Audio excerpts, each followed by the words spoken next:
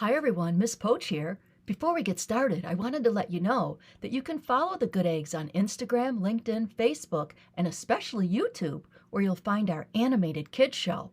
And if you haven't yet, go to Spotify or wherever you get your podcasts to rate, review, and subscribe. Listen to the very end of this episode to find out more about how to keep up with all things Good Eggs.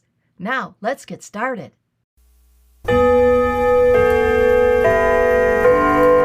It's time for the Good Eggs!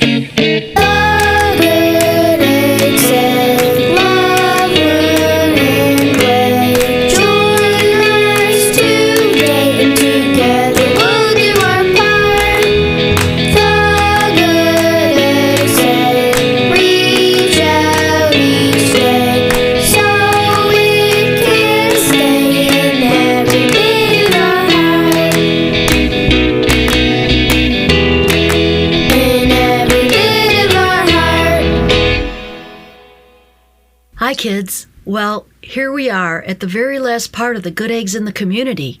I sure have enjoyed being with you for all of these episodes, and I know the eggs have enjoyed it too. So let's get to our ending, okay? Remember, we left off last time with Snowball missing at Camp Sunnyside Up. Let's check in and see if there's been any progress on finding her. Ranger Hatch assured Meg they were doing everything possible to find Snowball. I suggest you come on the nature trails with the group this morning. It's the last part of our program, and with all of us looking, there might be a good chance we'll find Snowball. Meg was in no mood to walk the nature trails, but she knew Ranger Hatch was right. It was a good way to look for Snowball. Sigourney walked with Meg down the trail. I'm sorry about Snowball, Meg, but don't give up. We'll find her. Meg began to cry again. Peggy also began to walk with the girls. Meg, I feel responsible for losing Snowball. I should have held on to her tighter. It's not your fault, Peggy. No one knew Scrambler's bark would scare her, replied Meg. Benedict overheard the girls and said, Meg, I'm sorry too about Scrambler. I promise you, we will find Snowball. Benedict, it's no one's fault. It just happened, Meg said through her tears as she ran ahead of the group and began calling, Snowball! Snowball, where are you? Keep your eyes open for a ball of white fur, commanded Ranger Hatch. And remember, we're walking these trails to pick up any garbage we might see, too. About a half hour into the walk, Benedict noticed something white moving up ahead. He ran over to the moving object, only to find an ice cream wrapper lightly blown around with the wind. Darn, he said in disappointment. I thought it was Snowball. He picked up the wrapper and placed it in a garbage bag. Sigourney caught up to Benedict. Benedict, stop there for a minute. I want to get a picture of you standing next to that huge tree. Smile. As Sigourney snapped the picture, they heard a familiar sound.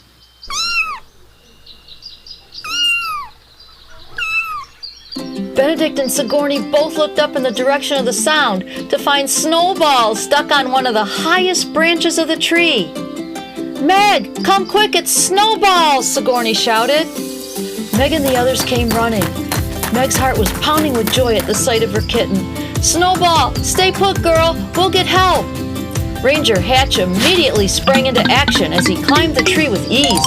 Up, up, up, and up until he finally reached the branch Snowball was resting on. Come on, girl, easy now, come to me. Ranger Hatch coaxed Snowball into his hand. He quickly got a good hold of her, held her tightly, and climbed down the tree. He handed Snowball to Meg, who was crying tears of happiness. Snowball purred loudly as Meg held her close. Whoa, did you see Ranger Hatch climb that tree? Said Benedict. Yeah, he is very cool, replied Reggie. Thank you everyone for finding Snowball, and thank you Ranger Hatch for that daring rescue. Meg was very grateful for the group's efforts. Let's get Snowball back to the ranger station and get her checked out. She must have had a rough night, said Ranger Hatch. Smile, Meg! Sigourney snapped a picture of Meg and Snowball. This will be the best picture of all. They all walked back to their cabins while Meg, her parents, and Snowball went with Ranger Hatch, so Snowball could get cleaned up and get something to eat. As their final week came to an end, The eggs and their families were sitting around the campfire clearing one last time. As they were preparing for dinner, they heard some familiar voices. "Hello, everyone!" Coach Flo shouted as she and Miss Poach walked up. Daisy followed behind. The eggs ran over to them in excitement. "Welcome back," said Gregory. "Did everything go okay with the doctor?" he asked Miss Poach while petting Daisy. "You notice my cane is gone, don't you?" "I'm doing great," she answered with delight. "That's awesome, Miss Poach." She then added, "Children, we brought you some visitors." Miss Poach looked to the woods and shouted, "Okay, you can come out now." The eggs looked in the direction of Miss Poach and saw Sunny and Miss Sullivan walking toward them. "Sunny!" Benedict ran toward his friend with excitement. "It's so great to see you!" "I thought it would be nice for Sunny to join us this last weekend," said Coach Flo. His parents said he had never been to camp. "I'm so excited to be here," said Sunny. "This camp is beautiful." "I have so much to show you and so much to teach you," said Benedict. The boys took a seat at the campfire clearing, and Benedict began to tell them all about their adventures at the camp. Miss Sullivan greeted everyone with hugs. "I've been reading Miss Poach's reports on your ambassador program, and I've been very impressed with everything. I'm so proud of all of you. Come, let's sit down and share some experiences." "First, let's eat. I'm starving," said Coach Flo. Everyone laughed, and on their last night at camp, the group shared a final dinner of fire-grilled hamburgers and baked beans. As they began to make s'mores for dessert, they all gathered around the fire. "Before we begin, I would like to ask the children a question," said Miss Poach as she addressed the eggs. "Did any of you give any thought as to how you will connect our nature segment of the ambassador program to your travels last year?" "Yes, Miss Poach," said Sigourney with excitement. She stood and waved her camera in the air. "You know I have been taking pictures of the beautiful nature here, right? Well, we decided to give my picture files to the Camp Sunnyside Up gift shop. They're going to create postcards and calendars from them. Any money earned is going to stay right here at the camp to help the wildlife, the trees, and the water." "That's wonderful!" exclaimed Miss Poach. Meg added, "We've also been in touch with Svana from Norway and Uncle Ian and Aunt Bonnie from Scotland. We remembered the beautiful scenery from their countries. Once we told them about this segment of our ambassador program, they agreed to take some photos of their own, make them into postcards and calendars, and sell them in their own country's nature parks to raise money too." "Very impressive," said Miss Sullivan. "You have done a fabulous job. The stories I hear are true. Good eggs sure do come from albumin." "Now I want to hear about your experiences over the last year. How did the ambassador program work out for you? The reports Miss Poach sent to me were quite detailed, and it sounds like it was a huge success." Then Miss Sullivan added, "Tell me about your favorite part of the program and one thing you learned about yourself. Sigourney, you start." Sigourney stood. "I loved the entire program, but I would have to say that my favorite part was helping the elders at the Albumin Omelet Oasis. I learned most about myself there because Great Aunt Flo not only taught me to paint, but she showed me how to see life from different perspectives. To me, life is one big artistic canvas, or camera," she said as she waved her camera in the air. "Wonderful, Sigourney." "Reggie, what about you?" said Miss Sullivan. "My favorite part was right here at the Nature Center. I really love animals," he said as he looked at Gregory. Gregory gave his friend a thumbs up. Reggie continued, "I learned that life not only means people, but nature too. We must care for all kinds of life, and I hope to be as cool as Ranger Hatch someday." Reggie saluted Ranger Hatch, who returned the gesture. "I'll go next," said Peggy. "I was only here for a short part of the program, but I learned something about myself. I learned that wherever I am, I know that I have wonderful friends in Albumin. It is important to depend on people, and important to have people depend on me. That's how we support each other." She looked at her friends and smiled.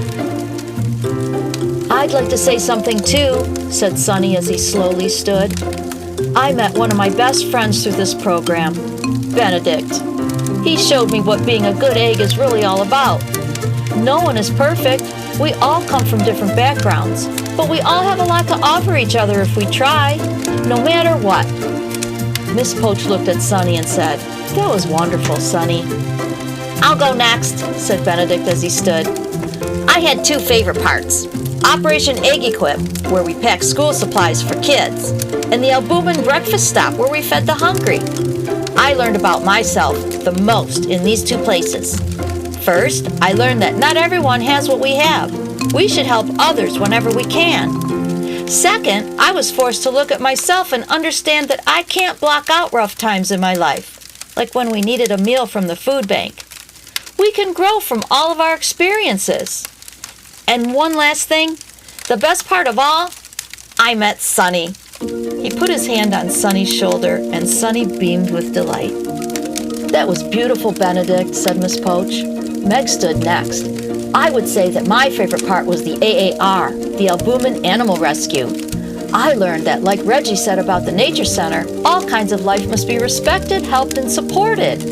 There are a lot of animals that can't help themselves, and they need us to care for them. I found a lot of love and care within me that I can use for this purpose. Without this experience, I would have never known that. And I would have never learned so much about pet adoption, which helped me to adopt Snowball. She tightly hugged Snowball against her jacket, who softly purred, as if to say thank you. I guess I have the final word, said Gregory. He stood up with his guitar. I've written a short song about my experience with the health awareness segment of the program. I learned it's very important to keep ourselves healthy so we can be there for other people who are not so healthy.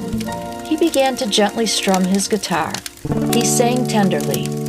Feed your body, exercise and eat right. Feed your mind, health and wellness. Feed your life, friendship and love. As he continued strumming, he said, "Join me, everyone."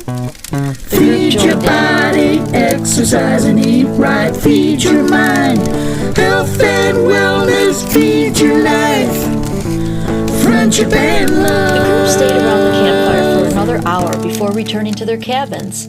The next morning, Miss Sullivan presented the eggs with a certificate of completion for the ambassador program. You will also be happy to know that a plaque engraved with your names will be put up at your school and also at the United Nations. I am very proud of all of you. She shook each one of their hands. It was a wonderful ending to their time spent at the Nature Center. The eggs and their families then got in their cars, headed back home feeling upbeat and happy about their experiences and accomplishments. Summer was coming to an end, and it was time for Peggy to go back to her home and get ready to start a new school year. As Peggy and Reggie sat at the kitchen table eating their vanilla ice cream for the last time, Peggy made sure her last spoonful had plenty of ketchup on it. "You really should try your ice cream with ketchup," she said to Reggie. "It's so good." Reggie laughed. "Let's go, kids. Time to get to the airport," said Reggie's mom. At the airport, Reggie and his mom said goodbye to Peggy. "I'll miss you, Peggy. Come back and visit soon, okay?" "I sure will," she replied as she gave both of them an extended hug. Reggie and his mom walked back to the car and headed home. Later that afternoon, the eggs gathered at the park and played some tennis and shuffleboard. As the afternoon was ending and dusk was approaching, they decided to take a short walk through the woods where they came to a clearing with some picnic benches. They sat on a bench in silence as they watched the beautiful red ball of flames in the sky gently sink lower and lower into the horizon. Finally, Sigourney quietly said, "You know, Eggs, I think the world is pretty great." "I agree," said Reggie with a smile. "You know, Eggs," said Gregory, "I think Albumin is pretty great." "Me too," agreed Meg. They sat in silence for a while, pondering the lifelong bonds they had created over the last 3 years. After a few moments, Benedict spoke. "You know, Eggs," he said, "I think you're pretty great." They all smiled gently at each other. As the sun set on the town of Albumin, the eggs said goodbye and went home. Gosh, I'm so glad Snowball was rescued. What a relief. And the awards the eggs received and the memories they made will stay with them forever. So here we are again at the end of our story of the good eggs. In the park, they did some reflecting on their last 3 years with each other. They realized how close they grew and how much they loved each other. Did you ever talk with a friend about things you had fun doing? Maybe you went swimming or to a park, or maybe you just sat together and admired the sunset like the eggs did. The next time you are together with a friend, bring up something you laughed about or had fun doing. You'll appreciate them more too. I sure hope you enjoyed the stories of the good eggs. Remember, you can replay them at any time, and be sure to share them with your friends. And as always, thanks for listening, and thanks for being a good egg.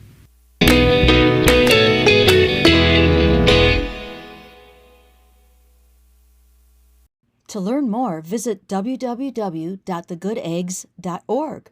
You'll find information on the Good Eggs book series, lesson plans, word search and crossword puzzles, and more. You can also learn about the Good Eggs Foundation and how we serve our community. There's a lot to see on our website, so be sure to check it out. That's www.thegooteggs.org. Thank you.